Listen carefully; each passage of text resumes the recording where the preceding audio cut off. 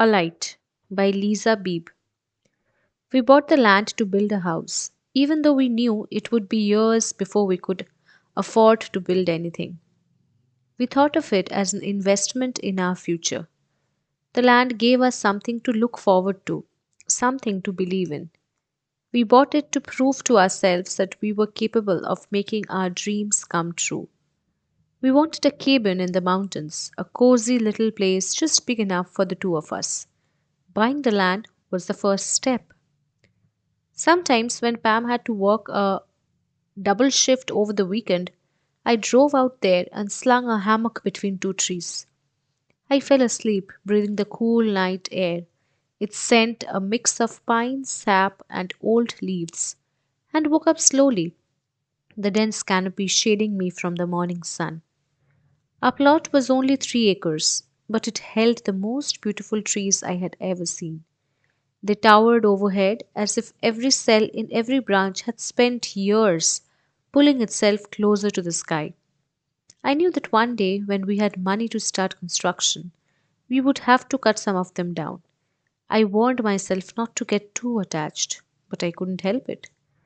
I never told Pam, but in my head I gave my favorite ones nicknames.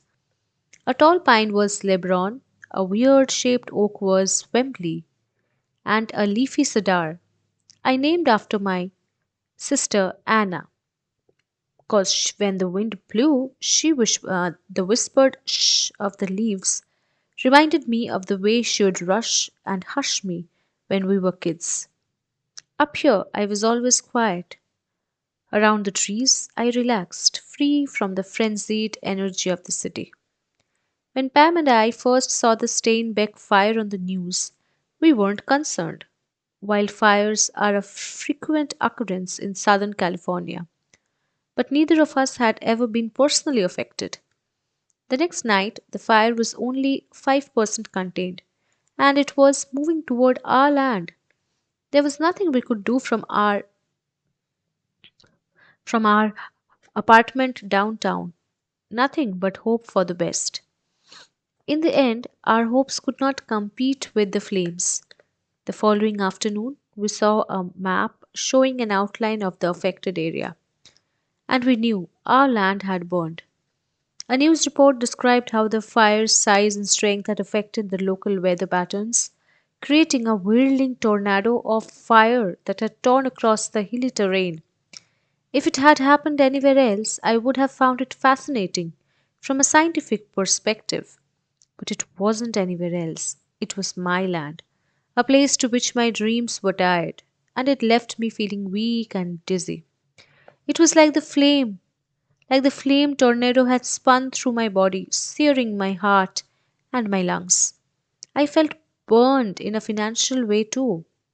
We spent everything we had on that land. Pam was at the hospital, working another double, when the police finally opened the road up the mountain. I couldn't wait. I got in the jeep and drove out there.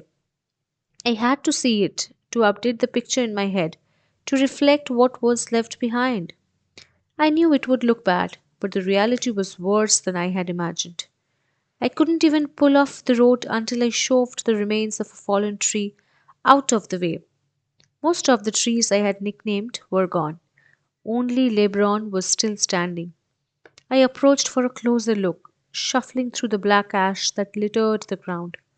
I don't know why, but when I got to the tall tree, which was burned and bare, I pushed on its trunk as hard as I could. Maybe I was daring it to fall, to give up like so many others had. But the tree didn't budge. I hugged it then, hard.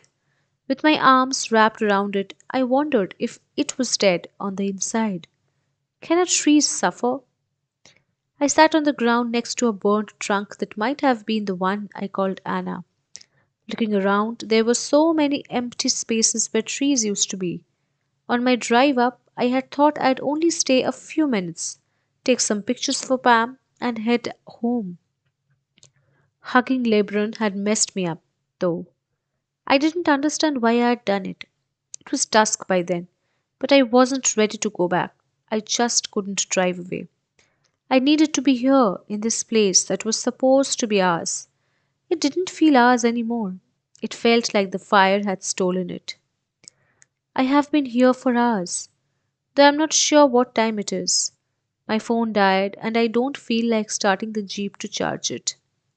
The air smells like a campfire, which seems unfair.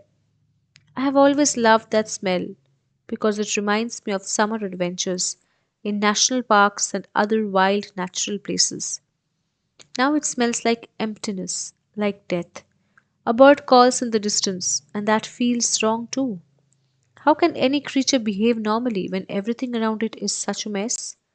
I lean back and look up, way, way up, past Lebron's tallest branches. It's dark enough to see the stars, and I remember suddenly that stars are fire too. Between those spots of light, the sky is darker, but not as dark as the charred ground and these dark, leafless trees. Sitting here, I'm part of the darkness too. I try to picture the small home we will someday build on this land. In my mind, I can see the beams that outline its shape, but everything else is hazy. In the black land around me, new trees will soon take root.